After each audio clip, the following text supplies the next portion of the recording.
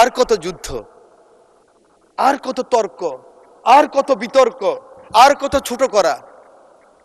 এই সংসদটাকে আসুন না সকলে মিলে, সকলের সংসদ, আকাঙ্ক্ষার সংসদ, বাংলাদেশের 16 কোটি 17 কোটি মানুষ যে সংসদ চায়।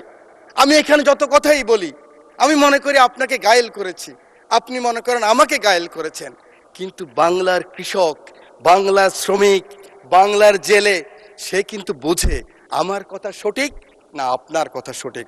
পরের জন্য যুদ্ধ করেছি অনেক, এবার তোমার আর আমার যুদ্ধ। যদি বলো এত যুদ্ধ করে কি পেয়েছি? তিউনিসিয়ায় পেয়েছি জয়, উগান্ডায় পেয়েছি জনগণের ভালোবাসা, আর প্রতিবেশী বার্মায় পেলাম ঘরে ফেরার তাগাদা। আমি যেন সেই বাতিওয়ালা যে পথ্য পথ্য রাস্তায় বাতি জ্বালিয়ে ফিরি, অথচ যার নিজের ঘরে জমে থাকে দুঃস্ব অন্ধকার। এই অন্ধকার আমরা কাটাতে চাই, এই অমনীষা থেকে বের হতে চাই। আমার হাতে তো এখনো রক্তের দাগ নিয়ে লেগে আছে। এই মতিঝিলে 19 দিন ছিলাম রিমান্ডের মধ্যে। মানুষ আর এই হিংসা প্রতিহিংসা আর দেখতে চায় না।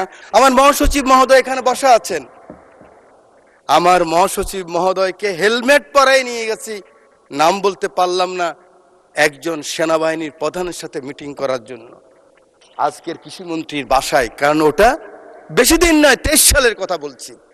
জীবনের বাজি নিয়েই কথাগুলি করেছি আমরা। আমার নেত্রী 11 আমার নেতাকে যখন নিয়ে গেল খবর পেলাম আমি, কারণ 7 দিন আগে শেষ দিন আমার দেখা হয়েছিল আমার নেতা তারেক রহমানের সাথে, বেগম খালেদা জিয়ার সাথে 111-এর পরে হাওয়া ভবনে। সেদিন ছিল ওনার শেষ দিন। খবর পেলাম ওনাকে নিয়ে গেছে, ঢুকে গিয়েছে। 196 জন এমপি ছিল এই পার্লামেন্টে, আমি ঢুকেছি। আমার নেত্রীকে দেখেছি, একজন মা, তার সন্তানের জন্য কি আকুতি, কি কান্না, কি বেদনা বিধুর আমি দেখেছি। আমি সেই কথা মনে রাখতে চাই। আজকে আমরা অনেকে আছি, কিন্তু ষড়যন্ত্র বন্ধ হয়নি। জাতীয়তাবাদী নেতাদেরকে বেঁচে থাকতে হলে অনেক যুদ্ধ করতে হয়, ঐক্যবদ্ধ থাকতে হয়। আমরা সকলে আসুন একমত হই। আগামী দিনে যে চ্যালেঞ্জ আসবে, এই জাতীয়বাদী শক্তির বিরুদ্ধে আবার যে ষড়যন্ত্র আসবে, সেদিন কারাই প্রধানমন্ত্রীর জন্য জীবনের বাজি রাখতে পারবেন, বাংলাদেশের জন্য বাজি রাখতে পারবেন, সেরকম যদি একটা শক্তি সাহস থাকে, তখনই হবে সবার আগে বাংলাদেশ। তখনই হবে দিল্লি নয়, পিন্ডি নয়, অন্য কোনো দেশ নয়। জি, সময় বাড়ানো হলো আরো 4 মিনিট। Thank you very much. You are very welcome. Thank you very much. আমি আপনাকে ধন্যবাদ জানাই। আমার সংসদ নেতা, আমি ওনাকে হসপিটালও দেখেছি। একজন মানুষ তার কর্মীকে কত ভালোবাসলে, আমি অ্যাপ্রন পরে গিয়েছি, মাস্ক লাগাই গিয়েছি। আমি এমপি ছিলাম,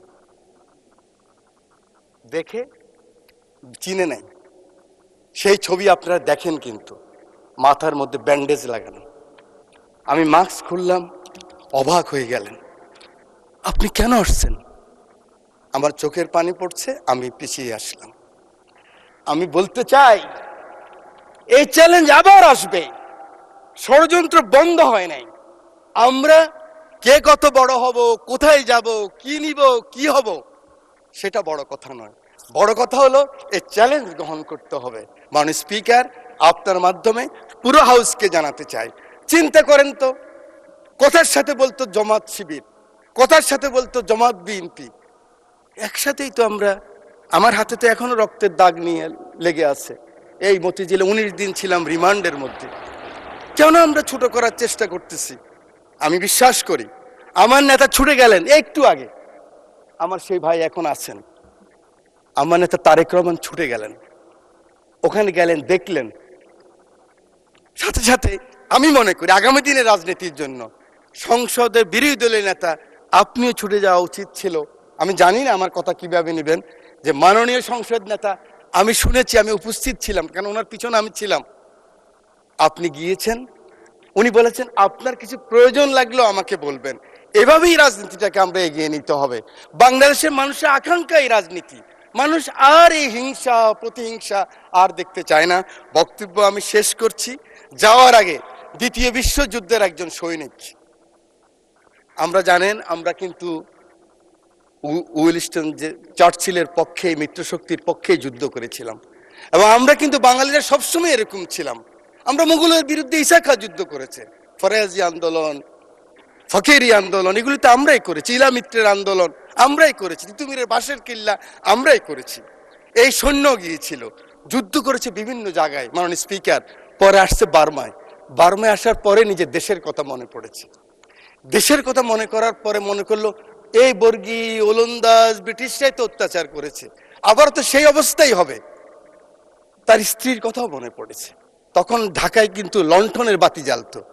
তো তিনি বলেছেন, পরের জন্য যুদ্ধ করেছি অনেক, পরের জন্য যুদ্ধ করেছি অনেক, এবার তোমার আর আমার যুদ্ধ। যদি বলো এত যুদ্ধ করে কি পেয়েছি? তিউনিসিয়ায় পেয়েছি জয়, উগান্ডায় পেয়েছি জনগণের ভালোবাসা, আর প্রতিবেশী বার্মায় পেলাম ঘরে ফেরার তাগাদা। আমি যেন সেই বাতিওয়ালা, যে পথ্য পথ্য রাস্তায় বাতি জ্বালিয়ে ফিরি, অথচ যার নিজের ঘরে জমে থাকে দুঃস্ব অন্ধকার। এই অন্ধকার আমরা কাটাতে চাই, এই অমনুষ্য থেকে বের হতে চাই। আমরা সুন্দর, স্বাভাবিক, সকলের জন্য যে বাংলাদেশ, সেই বাংলাদেশ চাই। আমার নেতা তারেক রহমানের সবার আগে বাংলাদেশ, সেই বাংলাদেশ চাই। আমার রামগতির দায়িত্ব নেতাকে দিলাম, আমার এমপি, আমার নদী ভাঙ্গা মানুষ শহীদুদ্দিন চৌধুরীকে দিয়ে সময়ের নাই, সেই কারণে সকলের ভালোবাসা চেয়ে, আদর চেয়ে বক্তব্য শেষ করছি। আল্লাহ হাফেজ, বাংলাদেশ জিন্দাবাদ।